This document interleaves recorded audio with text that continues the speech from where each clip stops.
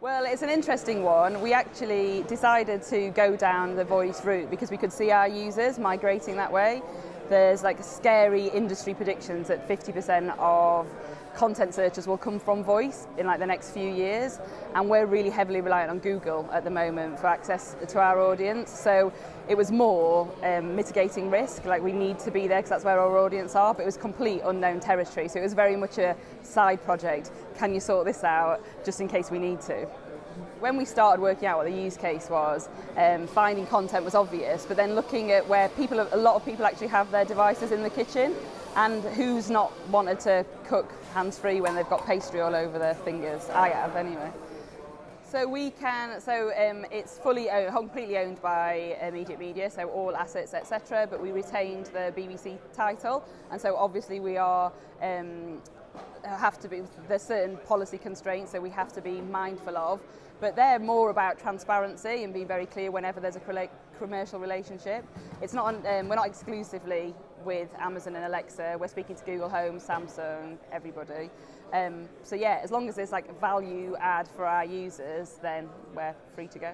Well, they currently can. So you can go on, if you're on the website, you can click to buy any ingredient from the recipe, either send it to a shopping list or send it to an online basket with loads of the high street retailers. So ideally we would want to translate that experience. You can do it on our website, you can do it on our app. So we want you to be able to do that on voice eventually as the technology from Amazon unfolds. It's not quite there yet, but we're told it's coming soon.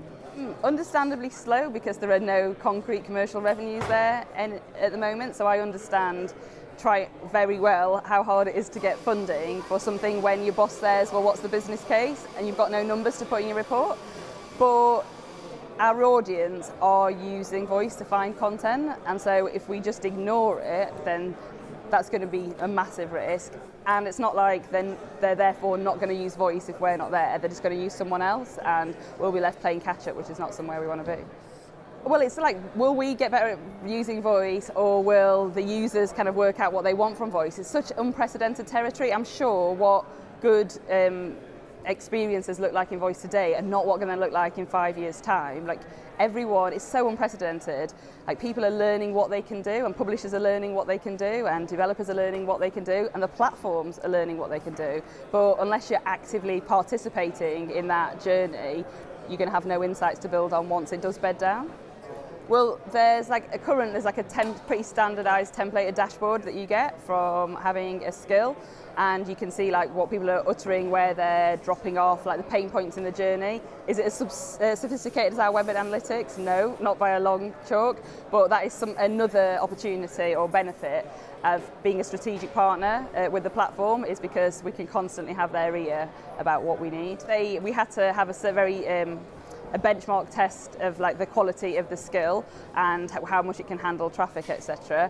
But once they were happy with the quality of it, it's a great stamp of approval that they're right, we want this to be the default for all of our recipe searches in the UK, which, good day in the office.